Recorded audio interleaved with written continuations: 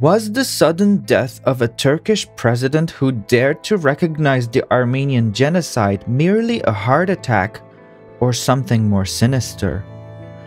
In this video, we'll explore the extraordinary political career of Turgut Özal, the 8th president of Turkey, his bold stance on Armenian relations, and the mysterious circumstances surrounding his death.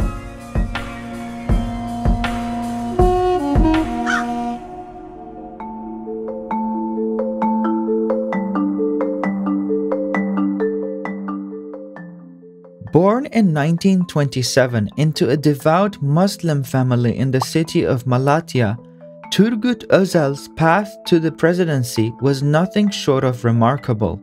Starting as an electrical engineering student in Istanbul, he worked various jobs before climbing the political ladder and ultimately becoming president of Turkey in 1989.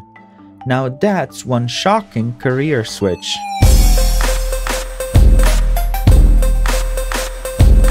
Upon assuming the presidency, Özal championed economic liberalization, initiating an unprecedented shift in Turkey's economic landscape. But his ambitions didn't stop at economics.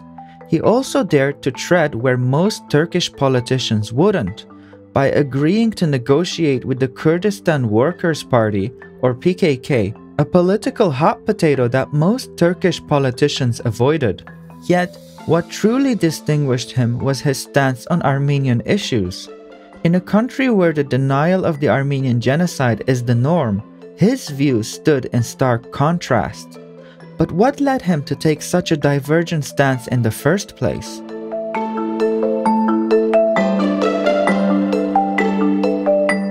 A young Turgut Özal first encountered the topic of the Armenian Genocide in the 1950s during his studies in the United States. There, he noticed an emerging Armenian lobby aiming to introduce recognition of the Armenian Genocide into US politics. It was an encounter that would shape his policies in the years to come. But did this encounter spark a genuine desire to seek the truth, or was it the birth of a pragmatic political strategy? Either way, upon becoming prime minister in 1983, Özal wanted to bridge the gap between Turks and Armenians. In 1984, he began weighing the political and economic costs of compromising with the Armenian diaspora and recognizing the genocide. But his desire for reconciliation was fraught with danger. On June 18, 1988, during an ordinary General Congress, Özal was at the podium when an assailant shot at him twice. The crowd gasped as one bullet ricocheted off the microphone's foot and wounded his thumb, while another bullet narrowly missed his head. The would-be assassin was captured, sentenced to life in prison, but would later be pardoned by Özal himself. The attempt on Özal's life may have been shocking, but it did not deter him from his commitment to reconciliation. In fact, it may have only strengthened his resolve. Özal continued to defy the accepted narrative in Turkey even during his presidency, which started in 1989. What happens if we compromise with the Armenians and end this issue? What if we officially recognize the 1915 Armenian Genocide and face up to our past? Let's pay the political and economic price if necessary, he declared in 1991 after a meeting with Armenian representatives. His initiatives also included the Van Project, a proposal to return some lands to Armenians in Van, a region historically significant to the Armenians and once a thriving center of Armenian culture. However, Özal's policies were met with staunch resistance and fury from the Turkish public, his own party, and the military, so much so that he may have paid the ultimate price.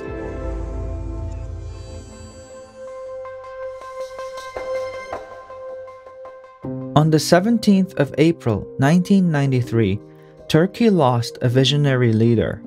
President Turgut Özal, who had fallen ill a month earlier, died of a heart attack. But was it simply a heart attack?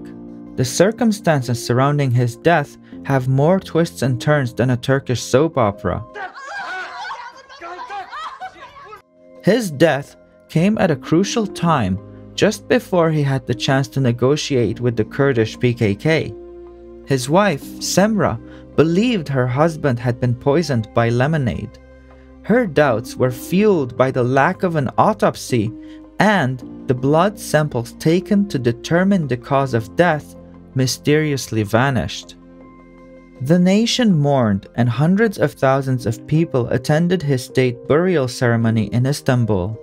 Among those present were dignitaries from 72 countries, including Armenian President Levon Bedrosian. Yet, the mystery lingered.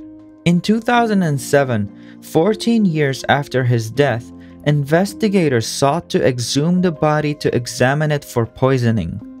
In 2012, his body was exhumed, revealing the banned insecticide DDT at 10 times the normal level. An autopsy report issued later confirmed the presence of poison, but left the cause of death unclear. A trial began to charge a retired general with Özal's murder, though eventually he was cleared.